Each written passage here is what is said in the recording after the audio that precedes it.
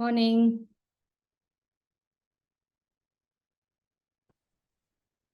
Good morning. Hi, Aditi. Hi everyone. Hi everyone, good morning. Good morning. It's a hot day here today. It looks like you had rain yesterday, no? Yeah, we had rain, but this is that terrible October rain. Na? I mean, it's there to torture us. 2 weeks in Pune. Uh-huh. These are the 2 weeks that you feel you need the AC or even a fan often. And then after that, it's gone. Okay, so I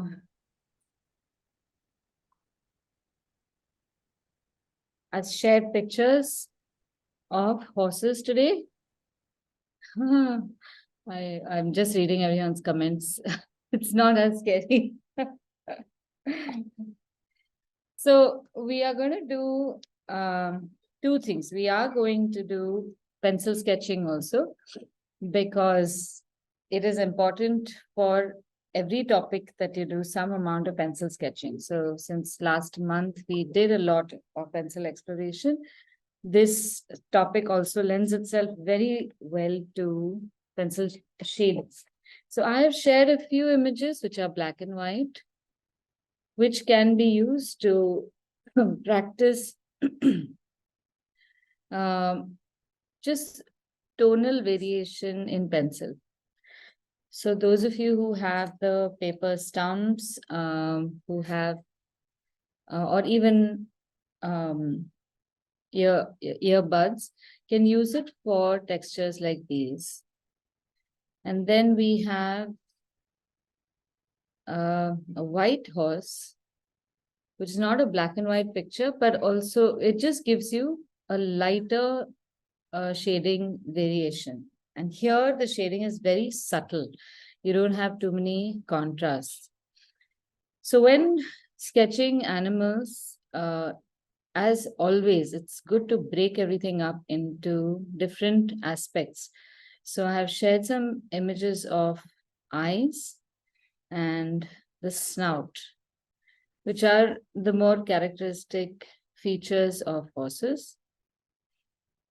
And then, of course, just the head today. So we are not doing the body right now. We will be doing that at some point. But as of now, how do you just do a study, especially in the time that we have, where you can create or recreate images of animals. Now, in last year when we did this, we had done cats and dogs. So we done furry animals, but this time it's a non-furry creature that we're going to attempt. Now, when we're shading this, firstly, we'll shade it in a small size. So this face will come to just about an A5 size, not the entire page ever. And as we always do this, look for simple shapes. Sorry, I have shared again.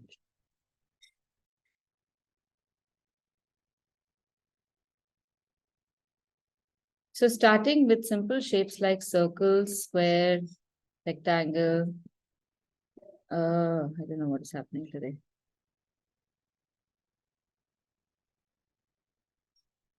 Yeah. So if we were to break this down into simple shapes, what do we get? If we were to draw a straight line through from where the snout is to be to the neck, and then draw a line from either side.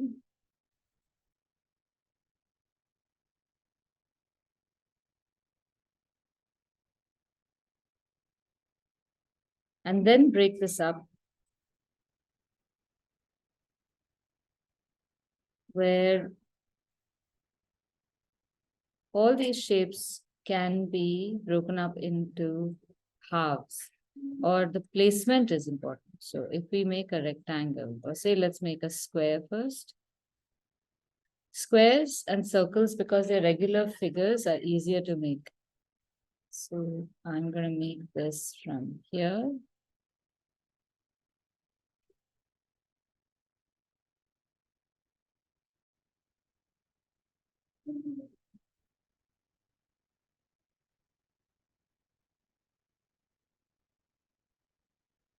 So the reason I make the square here is because we've got the widest part of the face over here. And then the snout is just an extension.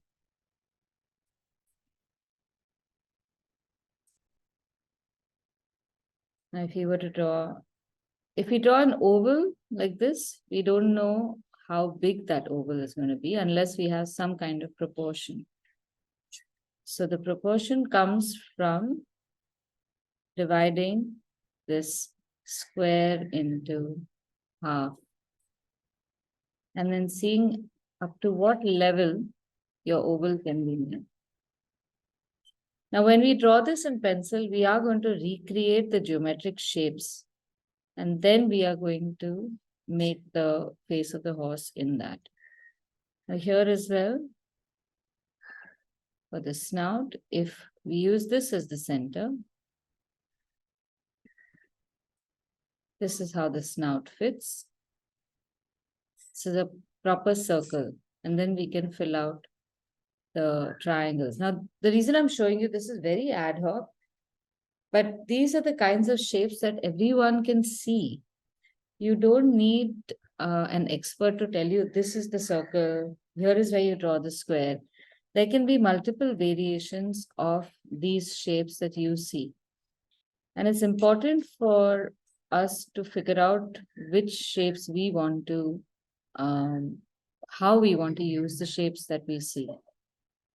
So I'm going to take a screenshot of this. Those of you who want to take a picture on your phones, you can take this. And I'll share it on the group so that we have this as reference. Now, going further, we can also look at the neck. You can see that the neck comes out at half over here and almost at the end. And then it is at a particular angle. Now, with angles, as always, we will look at angles of the clock face. So this is 12 o'clock. 11 o'clock would be somewhere here. So the neck on this side is closer to 12 o'clock from half. And here as well, it's almost parallel, but slightly wider at the top of the head. And then we can draw the center of the ear again from somewhere close to the center on the left top of the square. And then the other ear also seems to have its point coming out from the same dot. Okay, are there any questions? Chitra, today is your first class. So if you have any questions, feel free to ask, because I don't want you to feel confused with all these geometric shapes and drawing horses. So the whole point of making all these shapes is to give us some kind of scaffolding or guideline to draw with. All right. I'm taking another picture of this.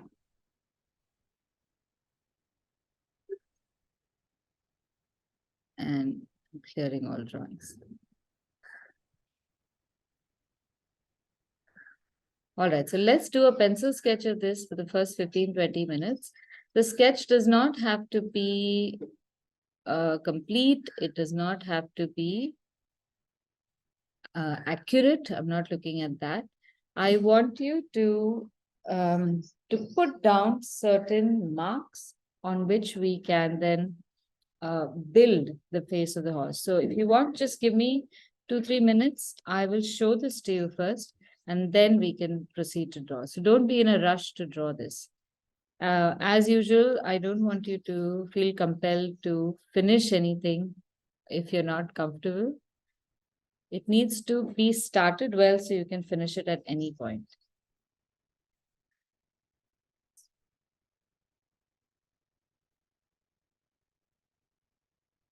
All right, I've shared the images.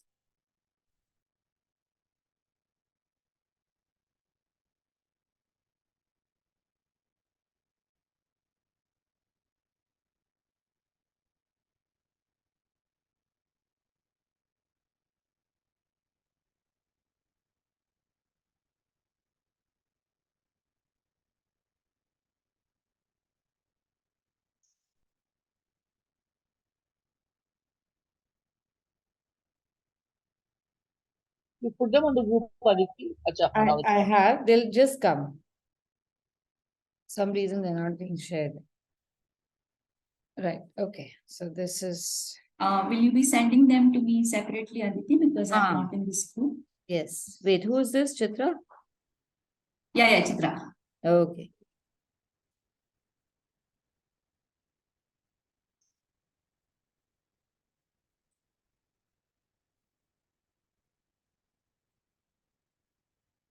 Anyone else who's not on this group? Okay, Yeah, I got them, thanks. all right. Okay, so let's start off with first making the square because that's easy to make.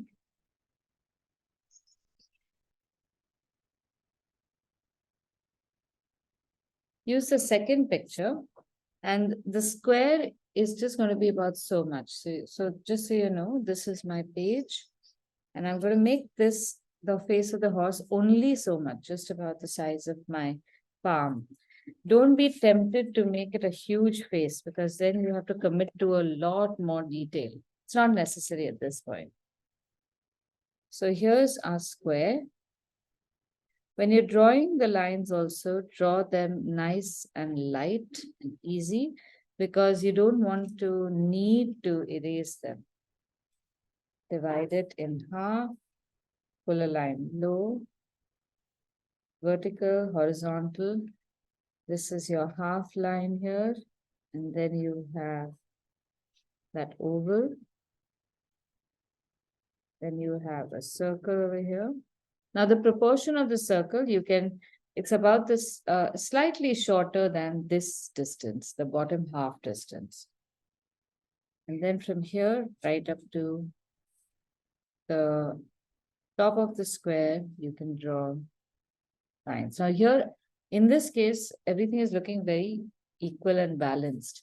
But you will notice that the jaw of the horse is wider on the right, and then there's a narrow line, and then you have the snout. And here the nose comes out a little bit.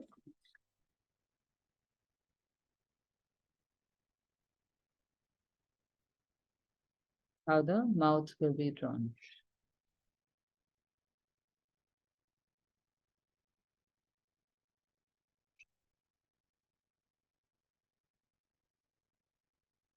Now, within this also, there are proportions which I haven't drawn at this point, but you can see that there is, if you make a triangle at this point, somewhere over here, you can draw the eye, which is also a triangle.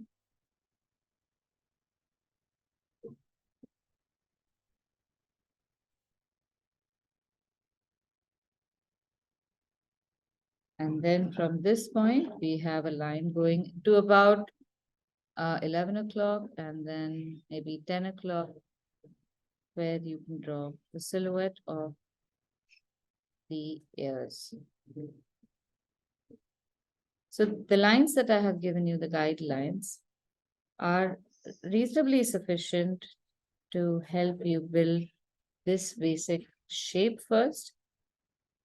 And then as you start shading, more details will become apparent and these lines can also shift further.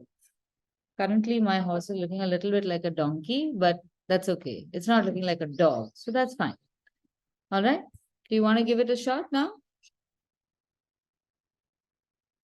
So I'll leave it at this stage. I'm not shading it further. so that you can use the reference of the guidelines that I've given earlier and this and see the two together. And then in about 5 minutes more, I will start shading. I think the ears have become a little too big. That's why it's looking like a donkey.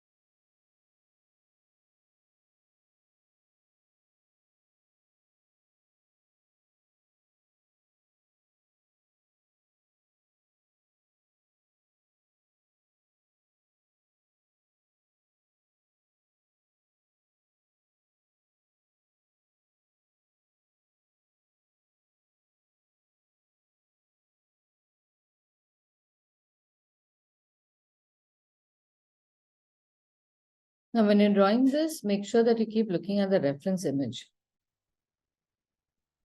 50% of the time, you need to look at the reference image and then the remaining time at your sketch. Sometimes your hand can keep moving on the sketch, but your eyes should be on the reference image.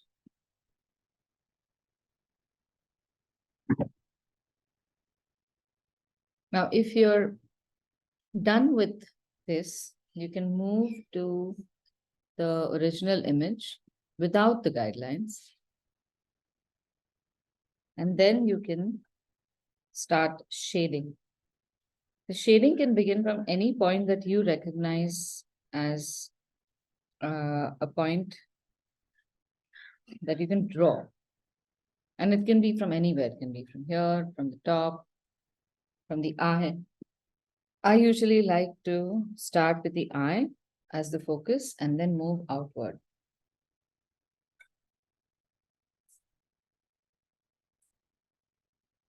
So remember that your pencil line is not a line in stone. So you can make adjustments to your illustration as you move along. So some lines may become shorter, some become longer. That's the whole point of guidelines. Now, what we're trying to Aditi, excuse me. yes. Is there a particular pencil that one should be using now for shading? No, what pencil do you have right now?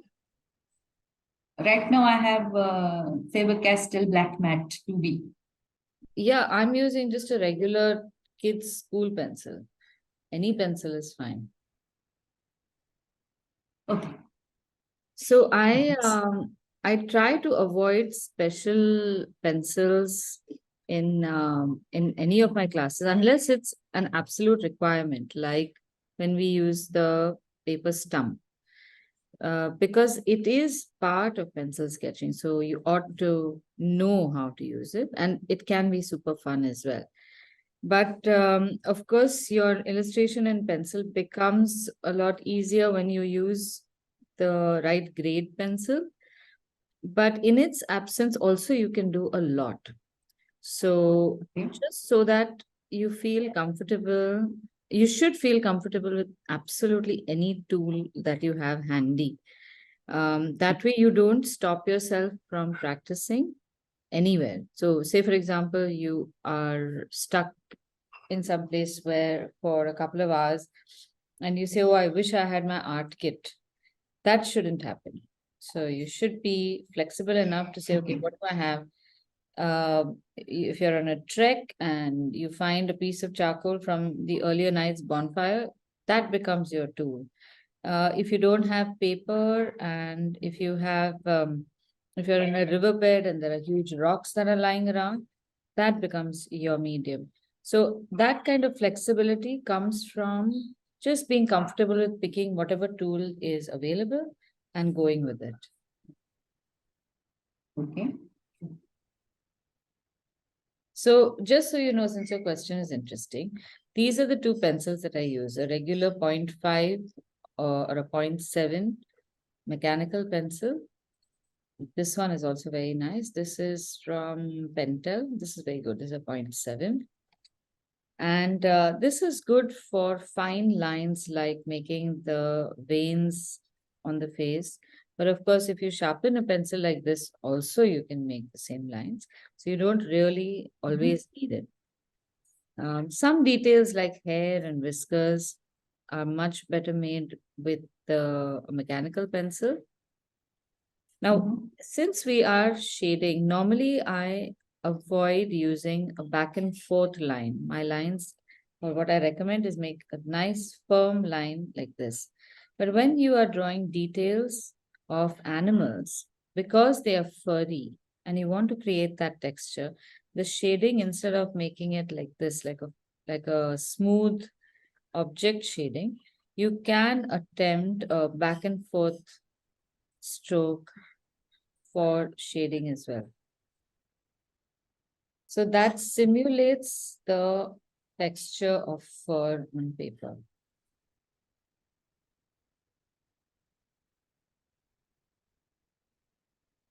If we were doing object shading, this kind of shading would have gotten in the way. You would want to do a much more even tone shading like that. But for animals, the back and forth really works much better.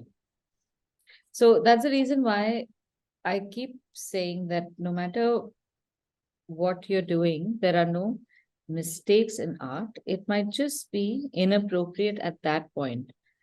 So we have to learn to see our processes as something that you do, which can be appropriate in some places, and some places you have to learn something else. Okay, now as I'm approaching the snout, I have a feeling that this is going to be extendable. So I can go a little further.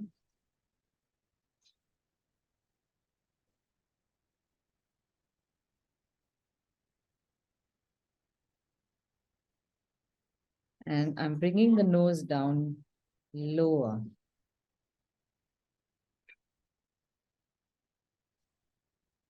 And my demarcation just changes because the whole picture is dark. I don't even have to erase anything. I just make it darker at a lower point than I had made before. I think this is going to make my donkey look like a horse.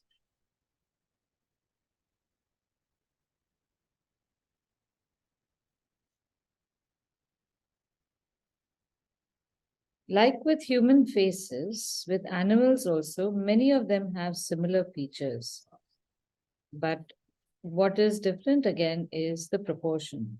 What makes us call one animal a donkey, one animal a horse, another animal a zebra, another animal a dog or a hyena, or the differences between jackals and dingoes, though they have similar features. It's all about proportion. So every little line that you make is significant, and you need to pay attention to that. So for example, right now it's a straight line over here. But if you look closely, the edge of the horse's face next to the eye over here, there is evidence of the the eye on the other side. Then there's a dip. And then there's another bulge. Then there's a depression. Then there's a little bone that sticks out. These are all very subtle differences. But that is what makes the horse look more powerful, more graceful.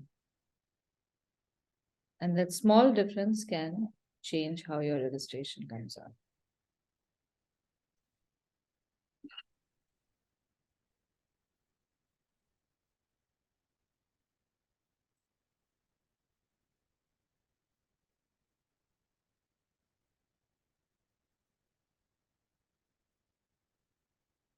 For the purpose of this sketch, the texture on the upper lip of the horse can be ignored.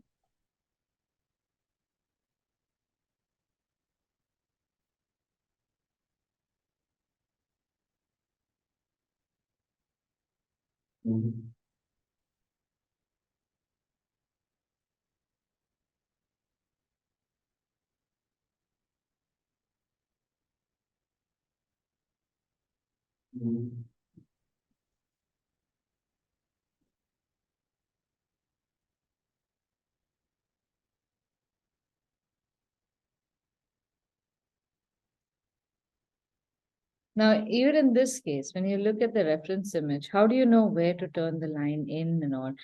It is all with a reference to the earlier thing that you've drawn. So if I've drawn the mouth over here, the chin ends shorter than the mouth, as I can see in the picture.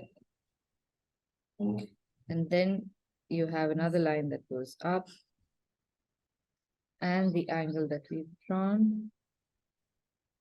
And somewhere near this wrinkle of or the vein is where you have a little dimple from where the next feature sticks out.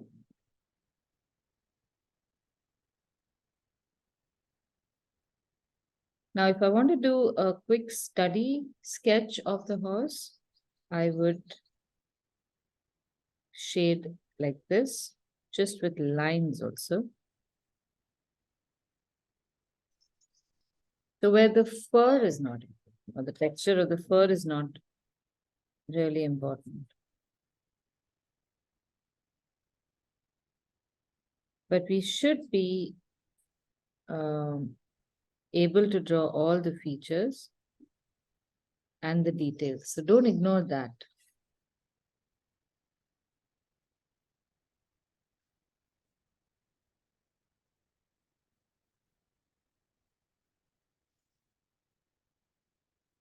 And this is like a game. It's almost like a puzzle. If you do all of this properly and in the right proportion, you will arrive at the starting point exactly accurately as you're supposed to be. So all those lines make sense. That is the test. So when I had to make this little vein next to the eye, if it had come here or if it come higher or this angle were a little off, then I know I have to make those changes because it's looking different from the reference image. So we have to strive at, like a puzzle, coming to the start point accurately.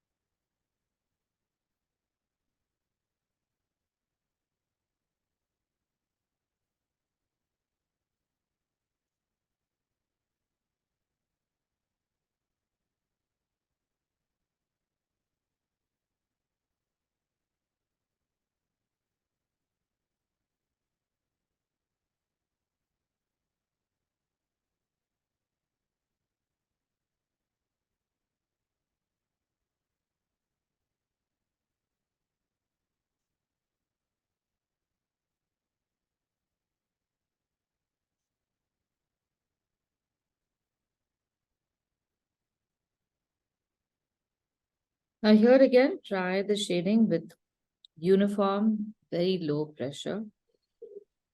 And don't shade anything too dark too soon at once at the beginning. Build the shade in gradually. When you are shading layer upon layer, remember to change the direction of the pencil shading itself so that you are able to fill in the gaps on paper. It's much smoother that way.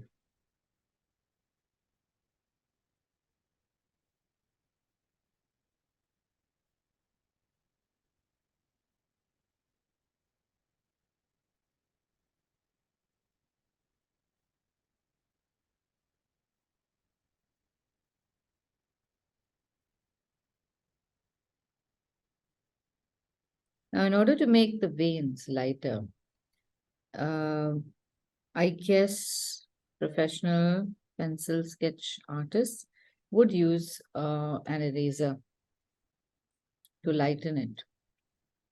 But I'm going to recommend that you avoid doing that and just control the pencil. You may get some veins, even if you get one, that is also a triumph because erasing is always there. You'll be able to do that.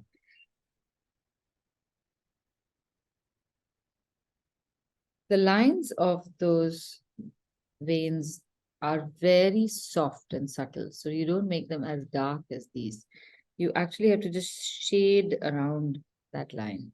So let me just show you what I'm doing over here. There are some veins here. So I am shading the line in, making some areas darker, some areas lighter, shade around them.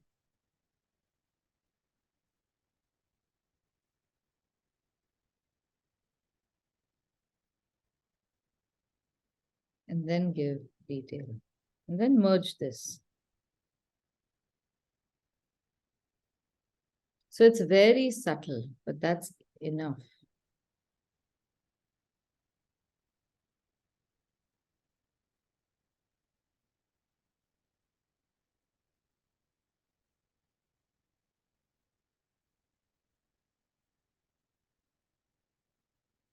Once your few basic layers are finished, then you can start adding more dramatic detail.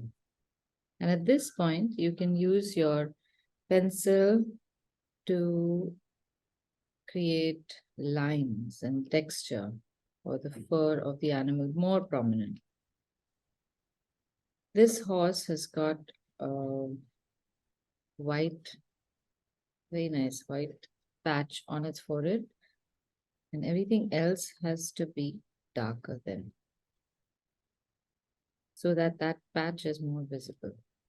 When you're drawing the hair, each strand can be drawn, but when you're drawing this, pay attention to how we can actually draw lighter strands by shading around them. So what we want to avoid doing, a few things to keep in mind. When you're drawing the hair, don't draw senseless lines like that. Not random, but actually follow this shape and try to build in each hair individually.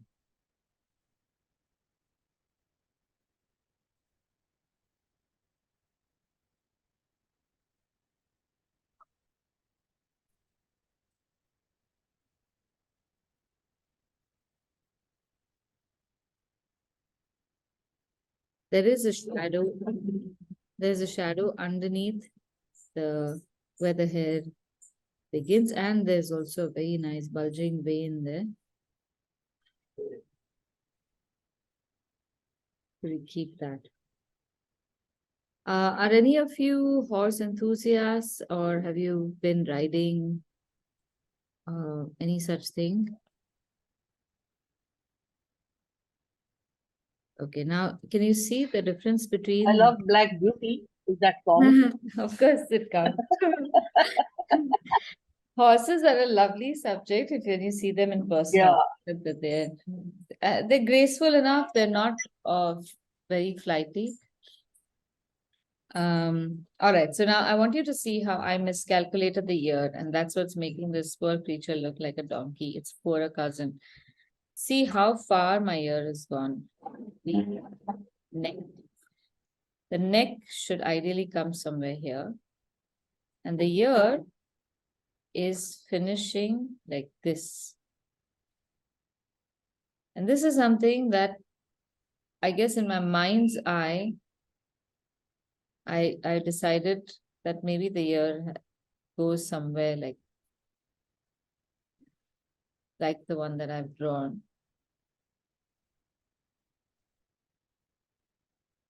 And I goofed up. And then all proportions have gone off because of that. Now here, again, I have to make it shorter. This ear is slightly taller. The ear in the back is slightly shorter. Again, the shape of the ear is not like a leaf. So we don't want to do this. You pay attention to things like it's horizontal over here almost. And it's not as wide as I have made it.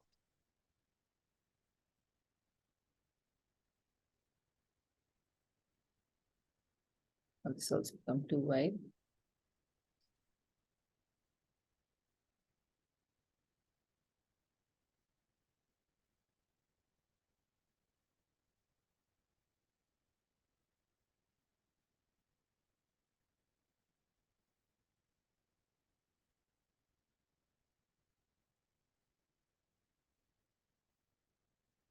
So each little shadow says something.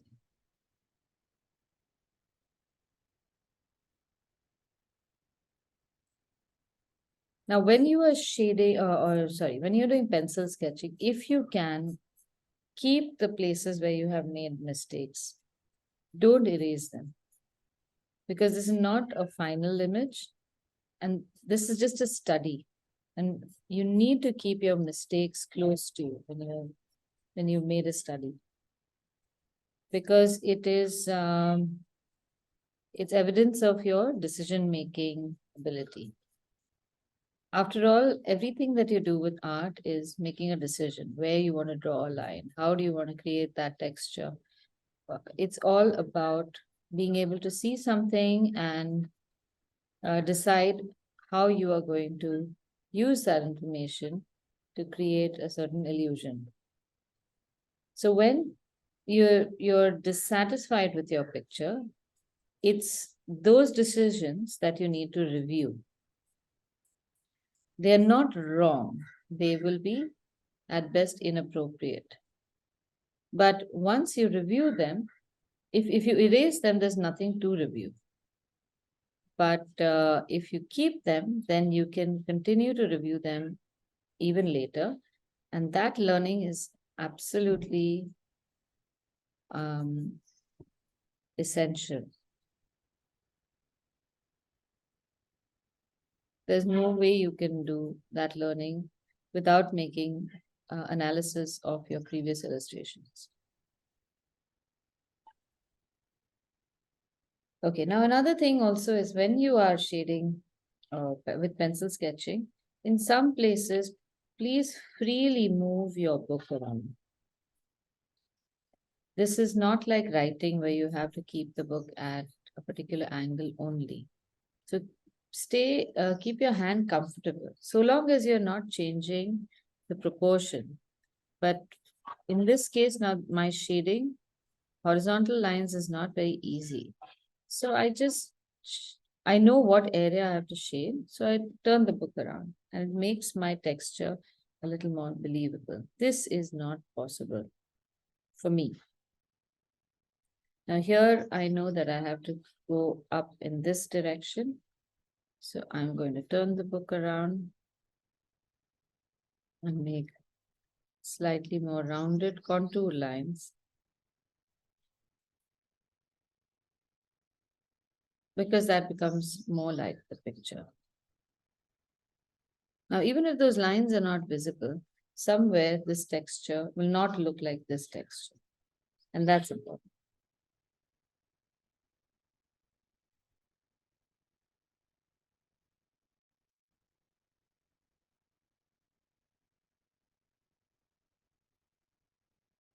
Now, this is about, I would say, 50% complete.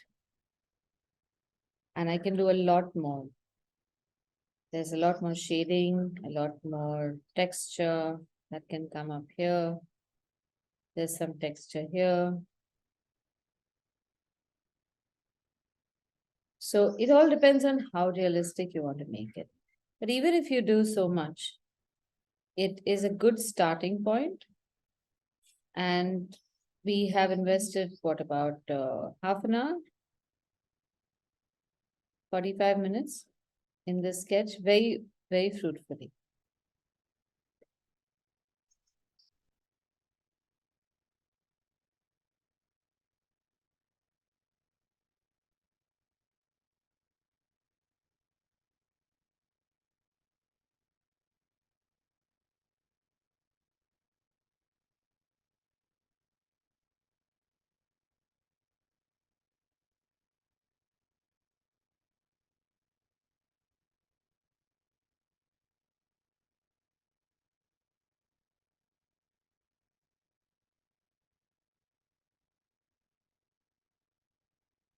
How's everyone doing?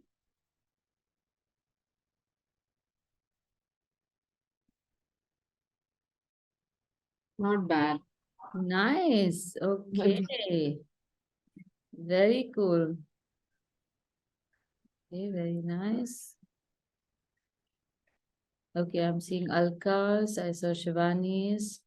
Chitra, your horse has got several dark spots. It's looking more like a giraffe. Have you made it dark in a few areas? Like there's dark here, here, and it's not blended properly. Do you think some blending might be necessary? Okay, Archana, Swara, Ritika, looking good. Let me just see Chitra's a little bit. Chitra, could you hold it up, please? Yeah. Um, okay. Yeah. Yeah, it's visible. It's visible. So the shape is good. So now I'm thinking you need to add more graphite to the horse itself. Oh, the prominent dark patches are too prominent. So someplace even over here at the nose and There's all. not enough light on it. Maybe No. So I see a patch here. I see a patch here. There needs to be more shading done. That's all. Aditi, can you see mine? I sent it to the group. Oh, okay. Let me see. Ritika's is looking good. And Vanika's is also looking good. I think my proportions are a little off, right? I see it horizontal right now. So could you? Oh, sorry, I'm sorry. I'm actually on my phone. Okay. I'm not at home. Okay, so no, I think I the think this proportions, yeah, so some of the angles are more upright yeah, sideways, but that's okay. That's fine. okay. A little more dark around the eye because that eye is sticking out very beady. Okay. Yeah. Varsha, you sent a picture on the group, you said? Okay. Yes, it's on the group. Oh, very nice. Now, so this, you need to do a little more shading around the places where you made the veins because as it stands right now, the veins are looking more like muscles, which you would see if you were to remove the skin of the horse. So because there's a skin, those lines of the veins won't be as dark. They will merge a little bit Correct. with the rest. And then then it starts looking like the skin. So when you are making the nose, right now I realize that the bottom part of the picture is not very clear, or it's not there at all. So ideally, there would be some gaps, there would be some bumps over here. So it won't be a smooth line. Yeah, Correct. you've got this Yeah. part nice, the bottom and the jaw you've got good. I think a little shading in this hollow over here would be good. Nice, all in all. So now the Got hair bit is something that like I've shown over here. Avoid making lines like that. That's not how we draw hair. So what we do is make the hair more consciously. The difference in this is that you can make it dark or light at a particular point. You can make it a very fine line and a very thick line with medium shading at some point. So it's more consciously drawn. See the difference between these two? This would be the right way. This would be just a little haphazard. All right. Now that you're comfortable with this, let us move to making one of the eyes of the horse.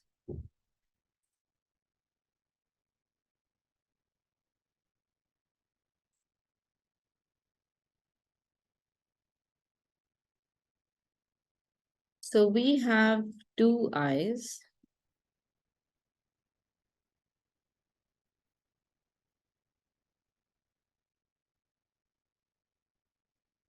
And we can make this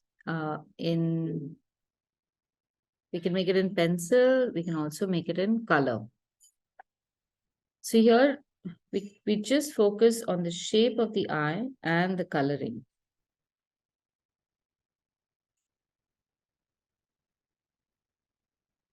Okay, shall we attempt this? If I were to give you again a matrix for this.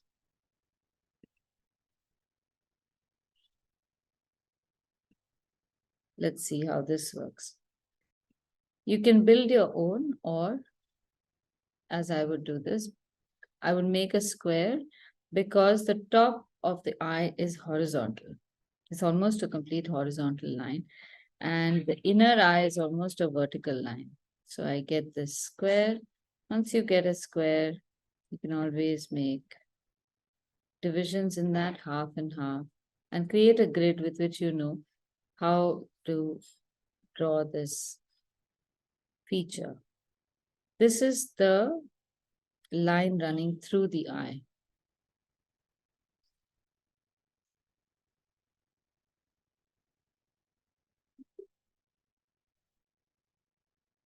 Okay, shall we attempt this? Now this part you can make slightly bigger because then we can paint in some details as well. So either you can start with that square because then you know how big you want the eye to be. Divide it in half and half.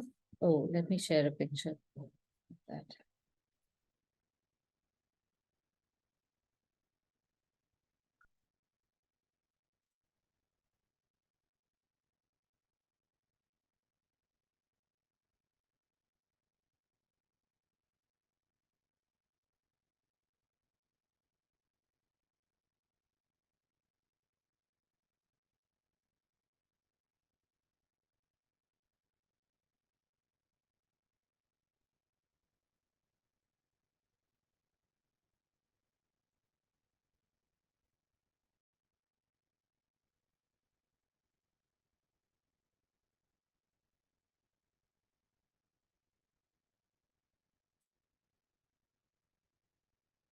This is how the eye is. This is the vertical, almost horizontal. So it's not a proper horizontal line. Aditi, can you Yeah. share that picture with me too? Oh God, I keep forgetting. Thanks.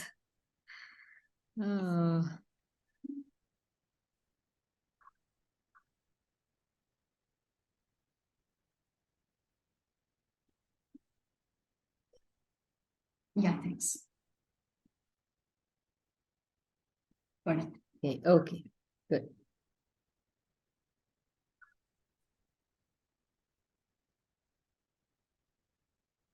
This is where we are at.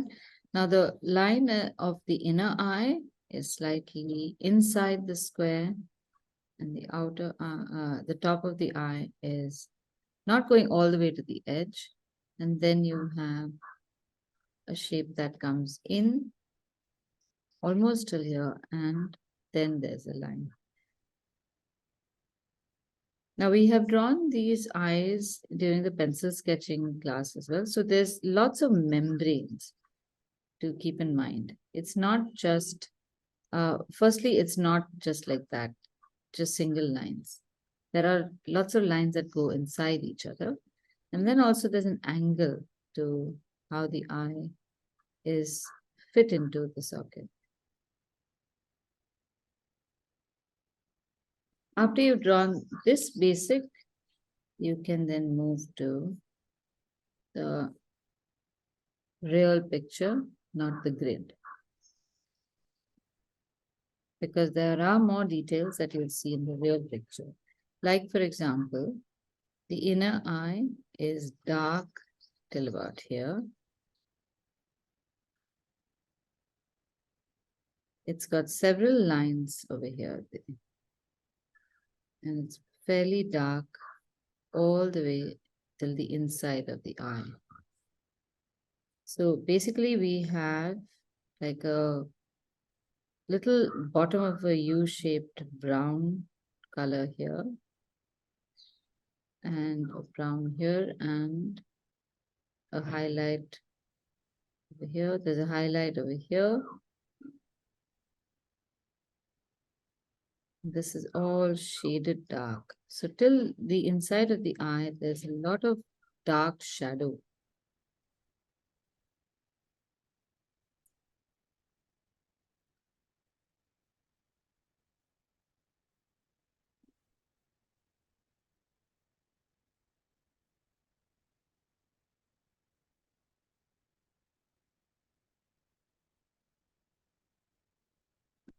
Now there are lots of highlights over here. So you leave them when we are painting.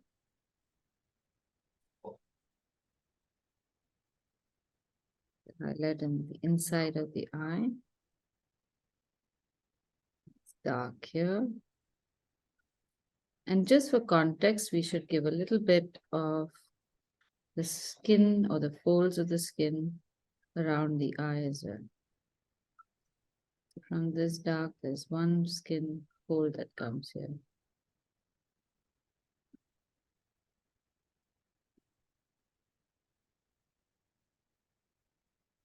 And this is the patch. Now, when we're painting this, it's good to erase excess lines because in watercolor, then your lines can look disturbing. So only the parts where you're going to have a light color, you can remove the lines.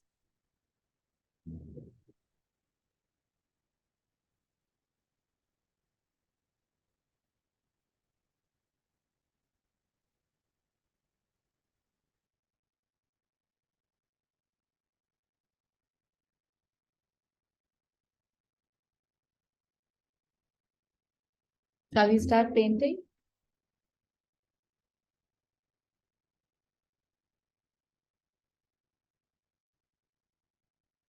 Let me know if you need a couple of minutes more. I don't want to rush you into painting. Excuse me, ma'am. Yes, Ma'am, I actually have to leave okay, early today. I'll see if I can rejoin. But I okay. have to leave. All right, not a problem. You can watch the recording later. Yeah, and I'll complete this. All right. Okay, Okay, bye bye. bye.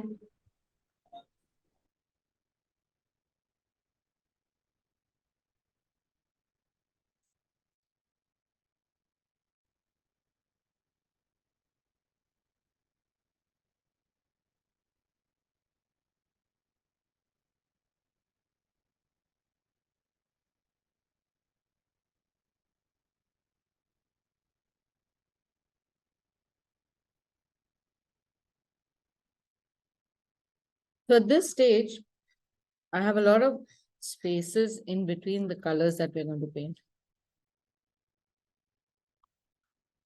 And sometimes those spaces go unaccounted for.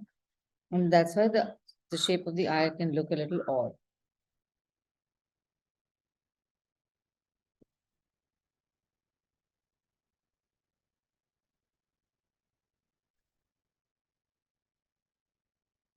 Now, when we are painting this also, remember that we are trying to best estimate the colors in front of us. We are not trying to get an equivalent color, might be a little strenuous in the beginning. So we are looking at light, dark, and more or less shades. So in this case, the light shade around here, which looks like a highlight, can be a blue. Now for this, we are going to use successively reducing widths of brushes. We start off with a fat brush for a wash, and then we will move to a medium and then to a thin brush. You can do this entire thing with a fat brush also if your brush has a good tip.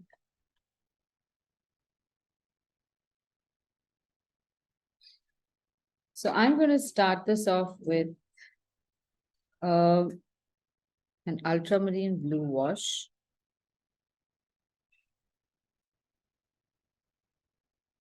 On this entire area around the eye. And I'm going to merge it a little bit with yellow ochre. So just have a look before you paint. Don't paint with me. Observe first and then you can paint. So I'm using a fat brush to, oh, 1 second, too dark. The lines are too dark. So I'll just erase the lines a little bit. Not too much, otherwise I won't be able to see this. So I have a highlight here, so I'm going to leave that white. And I'm making a very light wash of my ultramarine blue. And it's not uniform throughout. Some places I'm going to leave it white. Some places I'm going to press my brush.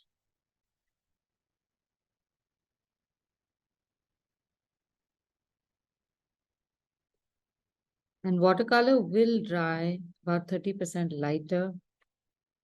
So than when it is wet. So you don't have to worry about that. And I'm going to also merge it a little bit with yellow ochre for the outside. So this gives me a nice base to begin with. Now, some places I'm going to have stark brush strokes like that. Never worry about these because after all, you are creating a watercolor image of a horse. It's not a photograph. So don't try to make it like a photograph at all. Watercolor is all about blending of paint. This can successfully become your first layer.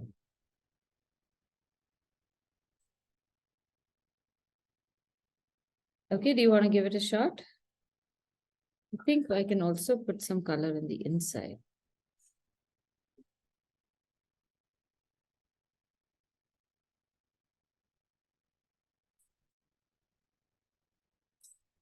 Except for the highlight here. And the highlight there. All the dark patches we can put ultramarine blue and a very light wash.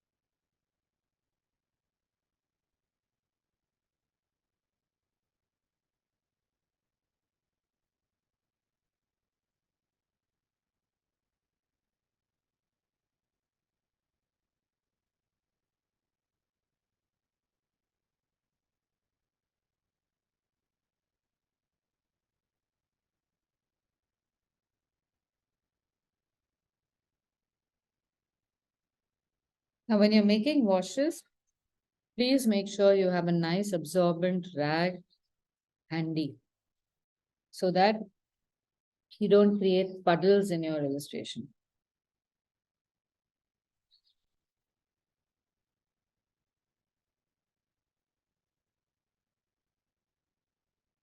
For the purpose of today's illustration, I'm going very slowly, but a lot of times, many of these colors are simultaneously filled in with a lot of colors running into each other.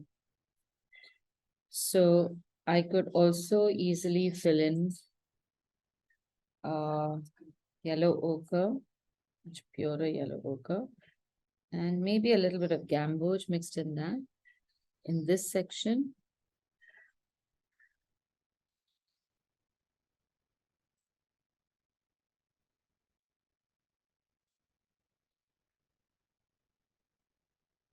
And then merge that with burnt umber.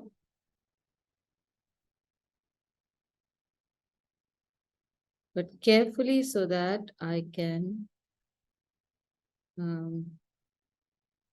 relieve the highlight. And also this merge is very gentle. You don't have too much of the burnt umber going into the edge.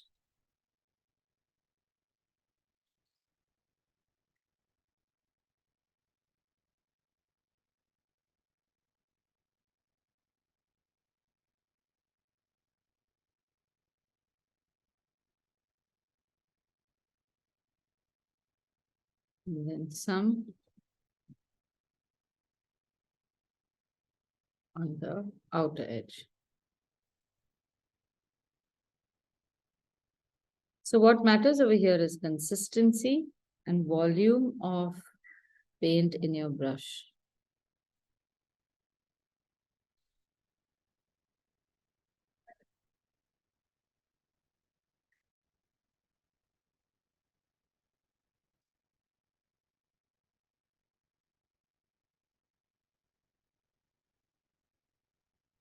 So unlike some of the other paintings that we do, these are very delicate operations. So I'm going to encourage you to not rush through this. Draw or paint very slowly. Look at all the shapes carefully. And even if your painting does not look like mine, that is fine. My own painting, if I were trying to recreate this, will not look like mine. But let it look like the reference image to some extent, because what you're seeing is definitely different from what I'm seeing. Let me rephrase that. What you are able to observe from the same reference image will be different from what I can observe.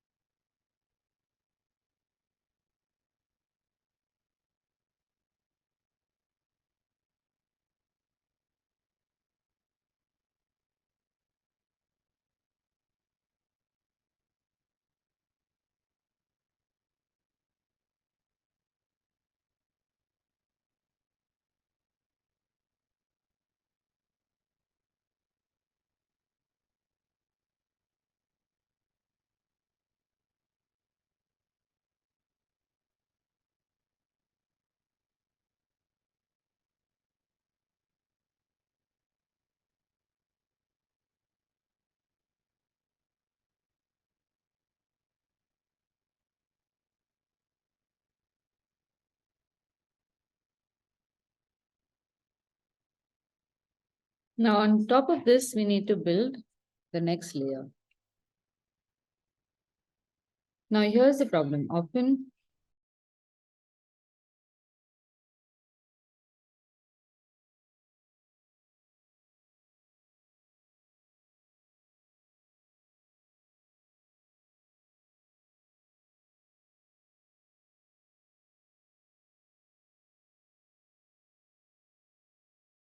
yeah.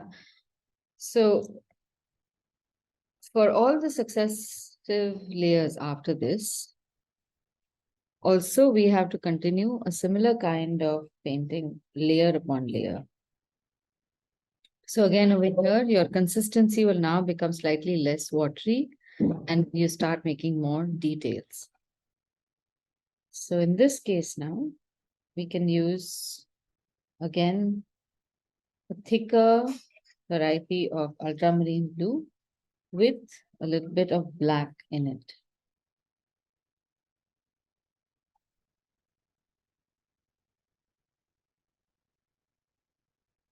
So this color now would be something like that. Now, before painting, it's always advisable to make color swatches, especially if you're mixing colors.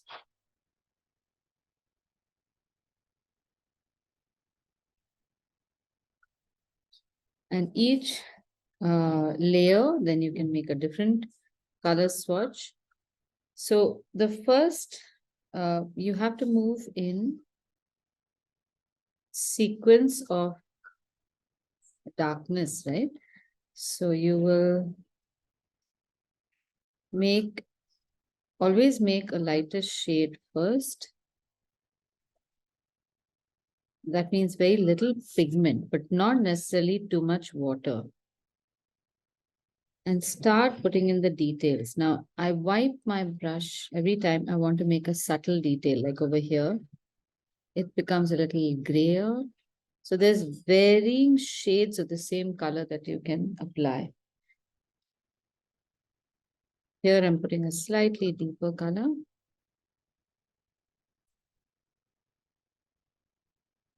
And here I'm going to put a lighter color. So I'm just wiping the brush. Here again, there's a lighter color. And all these color differences do make a difference in the final picture.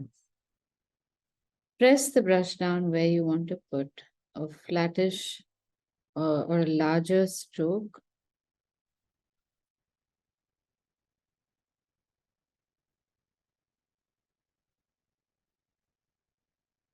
And we have to do a lot of wet on wet work.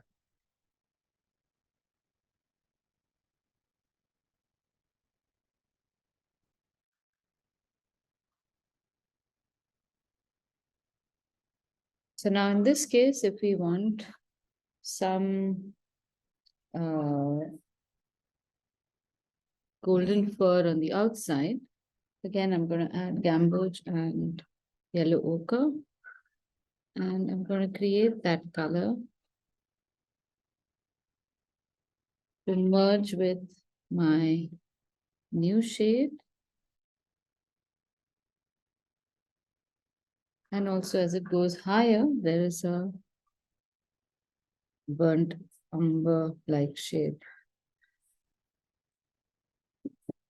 But as you can see, I'm not fiddling too much with the brush stroke, just making strokes here.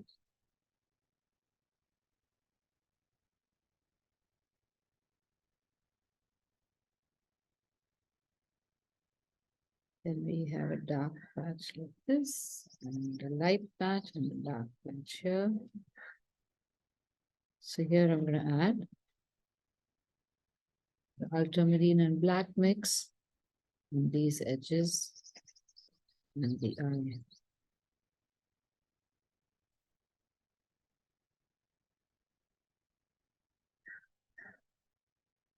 So I'm going to tell you again and again that the trick is not about how many brush strokes you make. It's about making them very cleverly. So if I just make one stroke here at the right spot, and I drop in a color that will flow in a certain direction, my job is done.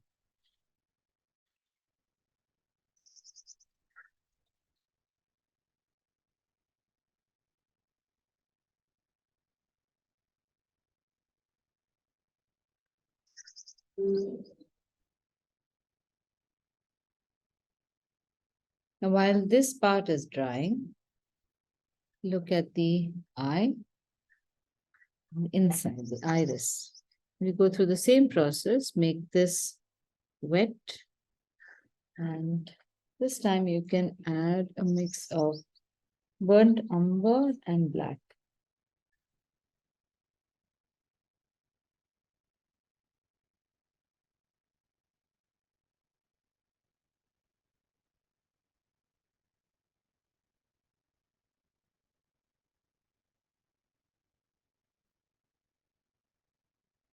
Oh, the color has dried. So in the event that your color dries,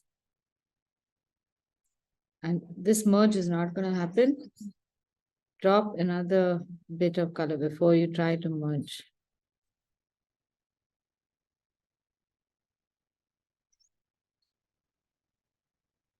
So this is also something that you need to anticipate. Depending upon the weather, often our colors behave differently.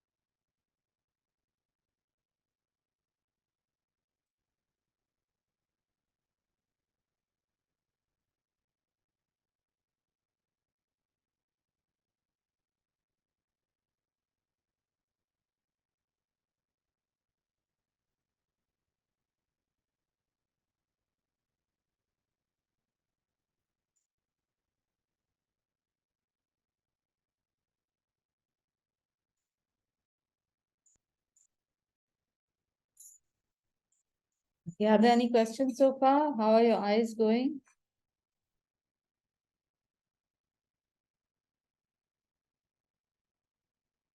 Mine's all smudged up and all the colors are running into each other and it's just a mess. Okay, can I have a look? No. No? Okay. Back. Okay, this is still at 50%. 1 minute, let me just diagnose. So you're not too far off. If you were to blend this part, so what I would say is take a little more of that yellow ochre and spread it towards the bottom edge of your burnt umber mix right now. You should be able to get this effect. And then extend that further into the next part, the dark part of the hair. Okay.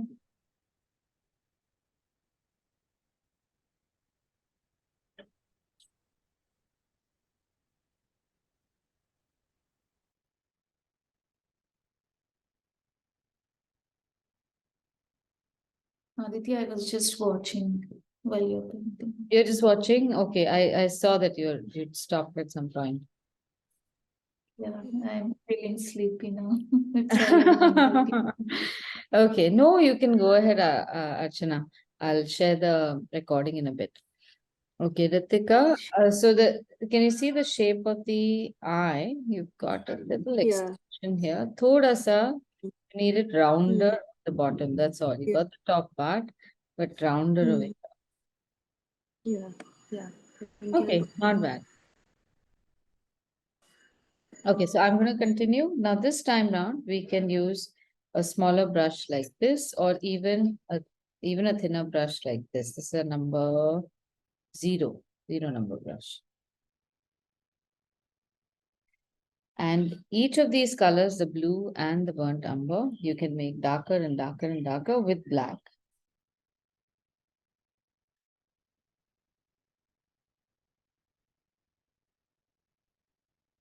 So those of you whose colors are wet and or who have lost confidence in your paintings, just wait. Let me show you how I will complete it. Because at this stage, everything looks like it's not working. And that's totally understandable. So let me make the changes that I'm making in my eye and see if something like that will also work for you. All right, so first and foremost, I will now close this gap on the upper lid. Has to come much closer. Will become deeper over here. So I'm adding a darker color. But I'll always put a little of the previous color first and then insert the dark shade into it so that it blends.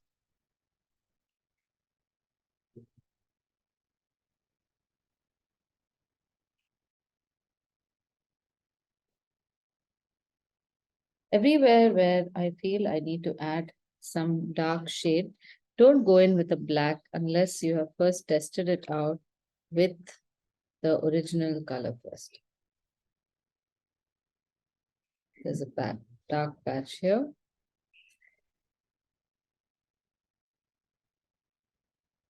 Let's line this way. And very thin, sharp fold goes into the eye over here.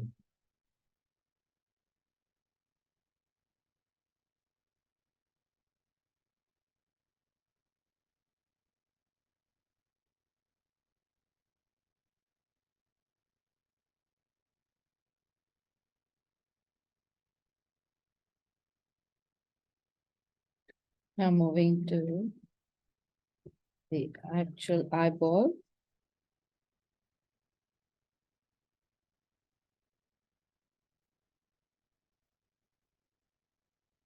All this is dark, so I don't need to add anything more. This is still a mix of gamboge and black, not totally black.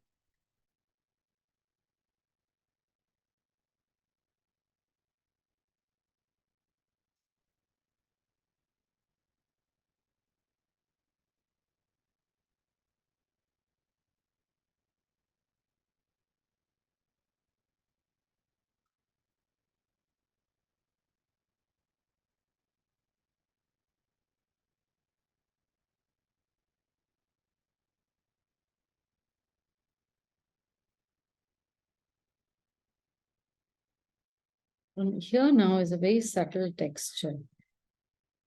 So I will just erase or I'll sponge off a little bit of my color. And I'll scrape almost a dry brush through to create the texture of the eye. Now this is as tiny as it is, it's a very significant part of the eye. I've had to even wash the brush a little bit and smudge some of these lines and create the contour.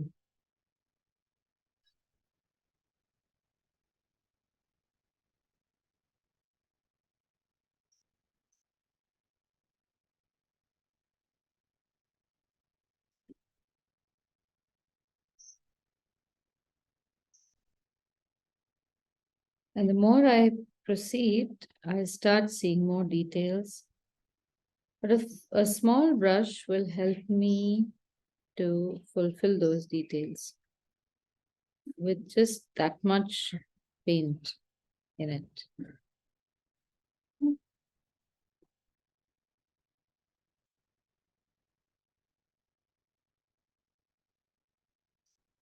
If we were to do this with a fat brush, chances of overcoloring, wrong coloring, all of that increase.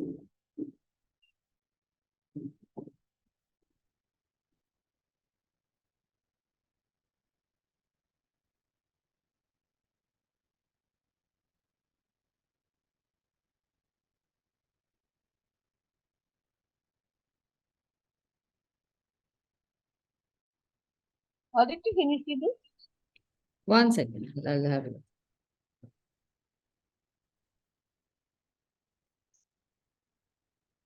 Just give me a minute to finish this, because if Yeah. the paint, one is the paint will dry, and second, I'll forget where I am. So I might make a mistake.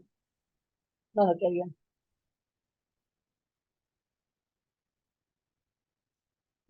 Making some of these areas duller now.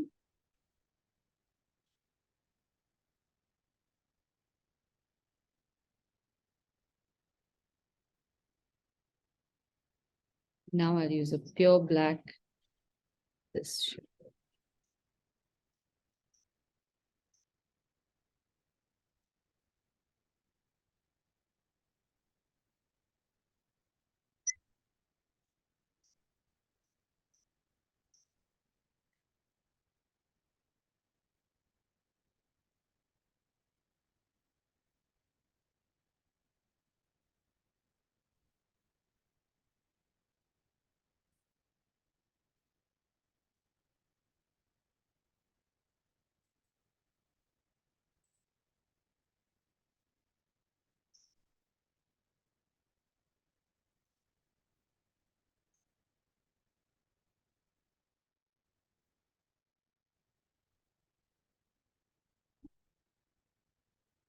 Now here I want to make a slightly fuzzy line. So I've taken a little water and I'm just going to brush manipulate the line. This will be adequately fuzzy. And the last bit is creating these texture lines, which if you can do it with a paint, but very subtly. So very light line and very thin line.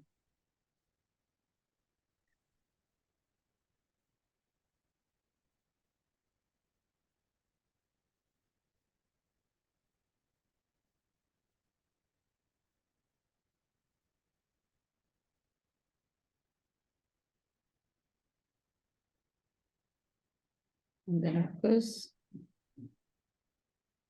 there are lashes. So you can make just evidence of a few lashes. It's very subtle, that line. If you don't draw it, it'll look like that poor horse is eyelashless.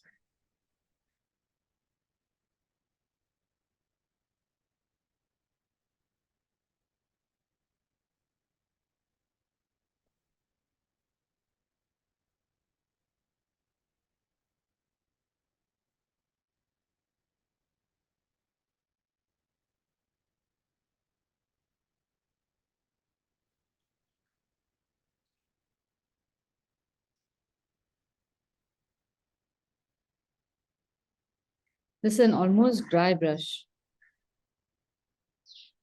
Dot and then pulling the line. This you have to do in one shot. If you don't make it in one shot, then don't bother repeating it.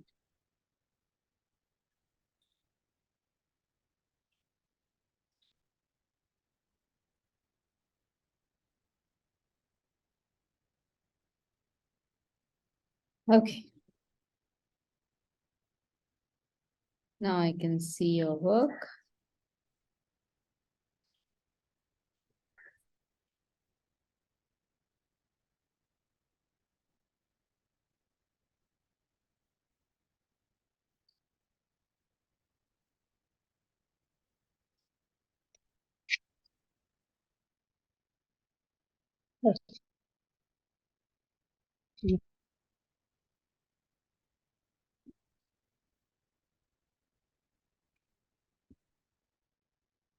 Oh, nice, Alka. Very good. Thank you.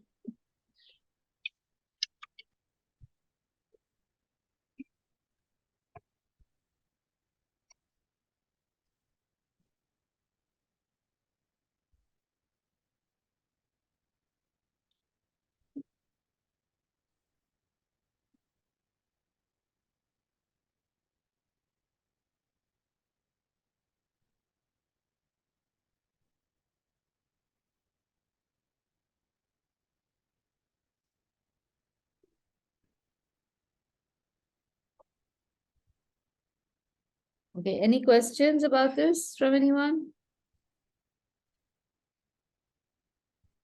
Comments?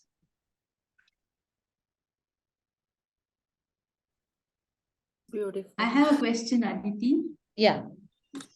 Yeah, I mean, this is the very first day that I've put Yeah.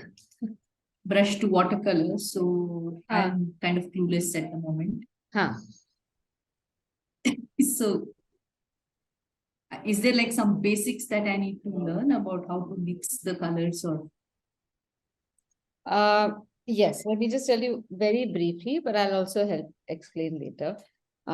So the lid of your box becomes your palette. And Okay. whatever colors you take onto the palette, roll the brush around a little bit to see its consistency.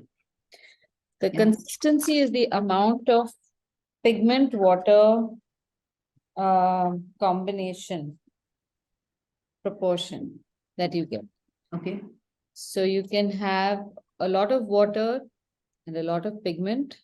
You can have less water, less pigment. You can have less water, lot of pigment, and a lot of water and less pigment. Okay. Okay. So a lot of water in any event is used for washes. So it's usually over large areas. Sometimes with less pigment, you just need a subtle color like the first wash that we did. And with a deeper paint, you need a second layer on that subtle color. That is how washes work. So they're mostly just to prep the paper and stain it a little bit. And then comes almost equal water and equal amount of pigment. So you get a consistency like, say, hand lotion. So that one gives you a more even base, or almost like the ideal uniform color. So when you mix this combination onto your palette, you won't see the white of the palette so much. So from this point on, you can see more and more of the color. The flow is such that for a wash flow, if you tilt your lid a little bit, you can see that the liquid is easily flowing down. So that's the consistency also. And for this lotion kind of consistency, even if you tilt it all the way here, it's just attached to the base, so it's not going to run all over. So that's about consistency. Depending upon the area of that you need to paint, you choose your brush size. So larger brush for larger areas, and as you come to smaller sizes, you can keep reducing the brushes. Never keep your brush inside the water like that because it damages the tip. Always keep your brush in a container like this, where they're upright and always dry. When you are working with watercolor, also keep a rag handy. And then when you need to wipe it in a backward direction. So you're constantly reinforcing and strengthening the tip. What you absolutely do not do is plunge your brush into the rag or plunge it to the base of your water container. You can shake it as hard as you want, as long as it is not touching any surface. And absolutely do not keep your brushes like this. They just get very worn out and you can't use them well. So that's it. That's good to begin with. Always make some test patches. Write down the colors that you have made the test patch with. So you always remember it. You can always come back to it later on. As much as you feel that it's just 18 colors, of which 2 are black and white, you'll remember the shade. You never do. Every day you're making more and more stuff. So it's always good to note it down. And whenever you need it, you can come back for reference. Yeah. Okay, so this is probably one of the most difficult classes. Okay, Chitra, do Okay. not get discouraged. If I had been doing this through the year, I don't think any of these would have lasted the 2 years that they have. So don't worry. I also saw that my highlight is in quite the wrong place, and I think I wasn't quite able to, with the brush, leave the white highlight spaces in the thing. I mean, if I hold this up here, probably. This is okay. This is See that. perfectly okay for now. Yeah. This is a matter of just practice. It's only practice, knowing where to leave the color, Right. of practice or with the brush, how to not cover a certain area. All that will come easily. But I think it was a very brave attempt on your part. Good. Okay, thanks. Okay, how about the others? How are you all suffering? All okay? I'll try again later. By suffering Okay. one more time. Not bad, not bad. See, It was fun. Yeah. Yeah. it's okay. So as it becomes more and more complete, it doesn't look so bad. The darker colors fine. made a big difference. Wonderful. Alka's has turned out very nice. There you go. Alka, share your This is picture in the also group, good. no? Anushree is there. Yeah, share it in the group. It looks like Yeah, I'll Yeah, do that. everyone, please put your pictures on the group. They're not so bad at all. Okay, so next week we are going to be painting birds. So if you have any Oh, nice. particular bird, please let me know. We could have a selection. And in the meantime, during the week, if you'd like to attempt watercolor of the horses, the process is the same. So it's about color matching and cleverly layering one on top of the other.